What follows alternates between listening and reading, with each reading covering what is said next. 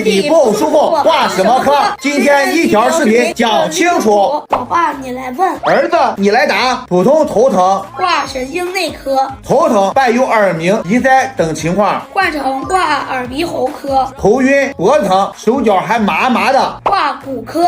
早上起床咳嗽还伴有咳痰，挂呼吸科。上腹部疼痛还伴有呕吐、打嗝的情况，可以挂消化科。如果腹痛的时候腰和肾的位置也疼，那就应该挂泌尿外科。反复长溃疡1年3、4次的时候，需要挂风湿免疫科。脱发挂皮肤科。胸口或者胸前有压迫感，有时候呢还伴有心慌气短，那就要挂心内科。要是没什么症状，单纯觉得浑身不得劲儿，那就去挂中医科。叔叔阿姨、爷爷奶奶，你们都学会了吗？